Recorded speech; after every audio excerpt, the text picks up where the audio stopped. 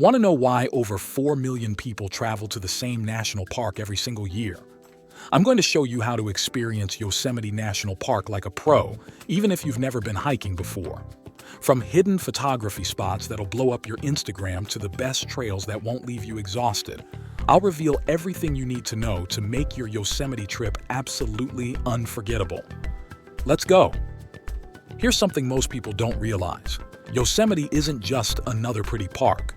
This place sits on the western slopes of California's Sierra Nevada mountains, covering almost 1,200 square miles, and it holds a special place in American history. We're talking about one of the very first national parks ever created in the United States. But here's what makes it truly incredible. Yosemite was carved by glaciers at the end of the last ice age. These massive ice sheets literally sculptured the landscape, creating the jaw-dropping waterfalls, granite cliffs, and valleys you see today. It's like nature's own art gallery, millions of years in the making. Now, most first-time visitors make the same mistake. They stick to one area and miss half the magic. I'm going to break Yosemite into 3 perfect experiences, and by the end of this video, you'll know exactly how to tackle this park whether you've got one day or a full week. Sound good?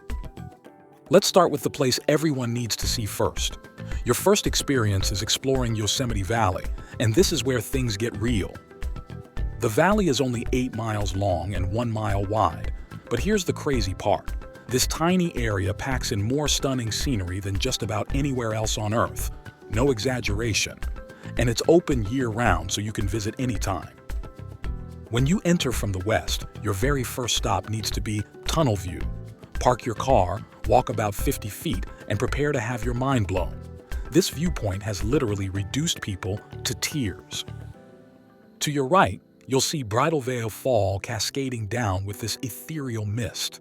To your left is El Capitan, a 3,000-foot wall of pure granite, and straight ahead in the distance, Half Dome, rising up like something out of a fantasy movie. Pro tip: come here at sunrise or sunset for the best light, and you'll understand why photographers obsess over this spot. From tunnel view, drive just a few minutes to Bridal Veil Fall itself. There's an easy walk to the base where you can feel the spray. The fall peaks in May when snowmelt is at its highest, but honestly, it's magical any time of year. And here's a fun legend. The Awanichi people, who were the valley's original inhabitants, believed that breathing in the mist from this waterfall increases your chances of getting married. So if you're single and looking, take a deep breath. Now, the valley has this ring road that follows the Merced River, and this is where you want to slow down. The river is classified as a national wild and scenic waterway, which is a big deal. It thunders down from the valley walls and waterfalls, then winds gently across the valley floor through pine forests, meadows, and little beaches. You might be wondering, can I just drive through quickly and see everything? Technically, yes, but you'd be missing the entire point. President Teddy Roosevelt visited here and wrote that being in Yosemite was like lying in a great solemn cathedral, far vaster and more beautiful than any built by the hand of man. You need time to let that feeling sink in. Speaking of the valley floor, let me tell you about Yosemite Village. This is your base camp for exploring. The Visitor Center explains the park's history, from the miners and ranchers who arrived in the 1800s to the artists and entrepreneurs who helped preserve it. But the real gem here is the Ansel Adams Gallery. If you've ever seen those iconic black and white photos of Yosemite, they're probably his work. He spent decades photographing this park, and his images inspired millions of people to visit. Here's a smart move. Between March and October, the park gets absolutely packed, like thousands of people packed. So leave your car at the village and use the free shuttle service. Or even better, rent a bike. There are 12 miles of bike paths that loop along the river through wildflower meadows and past all the major attractions. It's honestly one of the best ways to experience the valley because you can stop whenever something catches your eye. Now let's talk about the star of the valley, Yosemite Falls. For thousands of years, the Awanichi chief lived at the base of these falls because this was the most important spot in the entire valley. The falls flow in 3 sections: upper, middle, and lower, and you can see all three from various viewpoints around the park. But here's what you need to do. Take the 1-hour hike to the base of the lower falls. You'll feel the full force of the water. The mist will soak you, and it's absolutely incredible. If you're up for a challenge, there's also an all-day hike to the upper falls, but that's seriously strenuous. And we can't talk about the valley without mentioning El Capitan.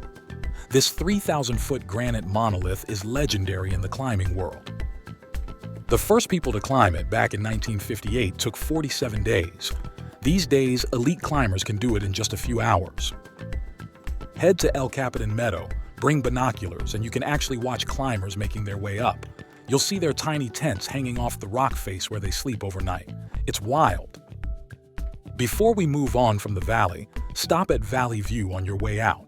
It's one last panoramic look back at everything you've just experienced, and trust me, you'll want that final moment to take it all in. Your second experience is tackling some of Yosemite's incredible trails, and don't worry, I've got options for every fitness level. Yosemite has over 800 miles of hiking trails.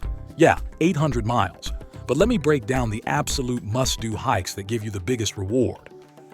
First up, the 4-mile trail. Despite the name, it's actually 4.8 miles one way, so basically 10 miles round trip. This trail was first cut almost 150 years ago and climbs the valley's southern wall. It's steep, not going to lie, but the payoff is absolutely worth it. At the top, you'll reach Glacier Point. From here, you're looking straight down into the entire valley. You can see El Capitan, Half Dome, Yosemite Falls, everything laid out below you like a map. The views are so good that people propose to their partners up here.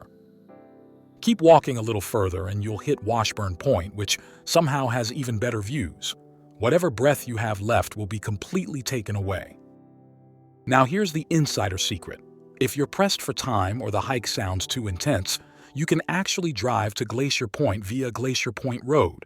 It's open between May and November, and tour buses go up there too. You get the exact same views without the climb. Is it cheating? Maybe a little. Does it matter? Not really, because those views are incredible either way. Next major hike, the Mist Trail. This is Yosemite's signature hike, and for good reason. It takes about 5 hours round trip, and it's rated for moderate to experienced hikers. The trail takes you past two spectacular waterfalls, Vernal Fall and Nevada Fall. The name Mist Trail isn't cute marketing, by the way. You will get absolutely drenched from the waterfall spray. Bring a rain jacket, protect your phone, and wear shoes with good grip because the rocks get slippery. But every step is worth it for the views you'll see. The Mist Trail actually connects with the John Muir Trail, which is named after the grandfather of America's national park system. John Muir was this naturalist who basically dedicated his life to protecting wilderness areas. He wrote this famous line, "Everybody needs beauty as well as bread, places to play in and pray in, where nature may heal and give strength to body and soul alike." His writings helped convince the government to designate Yosemite as one of America's first national parks back in the late 1800s.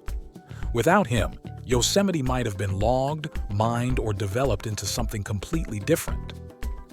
You might be asking, do I need to be super fit for these hikes?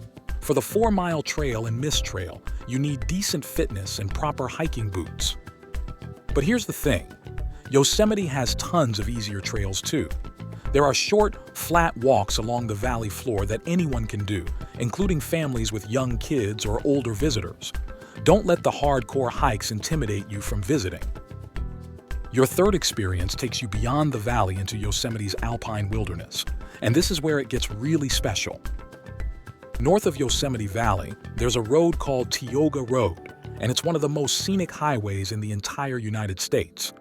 Fair warning, it's only open between May and October because snow makes it impassable the rest of the year. But when it opens, this road takes you into the rugged high country of the Sierra Nevada mountains. Your first stop should be Olmsted Point. Pull over, get out, and fill your lungs with that cool alpine air. The view here is completely different from the valley.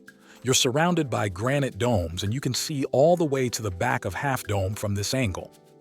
Keep driving, and you'll reach Tenaya Lake. This lake is named after Tenaya, who was Yosemite's last great chieftain before the valley was taken over by settlers. The water is incredibly pure and the setting is just peaceful. On a calm day, the lake reflects the surrounding peaks like a perfect mirror. Now, if you really want to experience the high country, head to Tuolumne Meadow. This was the traditional summer hunting ground for the Awanichi people, and today it's this massive subalpine meadow surrounded by granite peaks. The elevation here is around 8,600 feet, so the air is thinner and the landscape is totally different from the valley floor.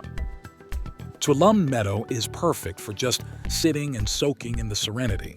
It's also the jumping-off point for tons of backcountry trails. One of the best short hikes is up to Lambert Dome, named after one of the park's earliest settlers. It's a relatively easy climb, and from the top, you get 360-degree views of the high country. Here's what makes the high country so special. Down in Yosemite Valley, you're surrounded by tourists. Up here, way fewer people. It's quieter, wilder, and feels more remote. If you've got the time, spending at least one day exploring Tioga Road in the high country is absolutely essential. Before we wrap up, let me give you some crucial tips that'll make your visit so much better. First, the park covers 5 different vegetation zones. Down low, you've got oak and chaparral woodlands. As you climb higher, you move through different types of forests until you reach the sparse alpine zone above the tree line. This means temperatures can vary wildly depending on where you are. Bring layers, even in summer. Second, timing matters. Waterfalls are at their peak in May when snowmelt is highest. By late summer, some of the smaller falls might be dry. If waterfalls are your priority, visit in late spring or early summer. Third, the park is only 165 miles from San Francisco, making it a perfect 3 to 4 hour road trip.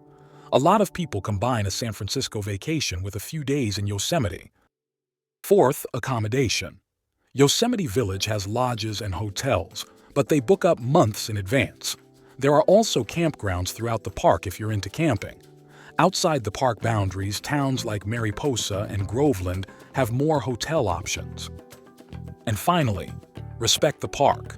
This place has been protected for over a century because people like John Muir fought hard for it.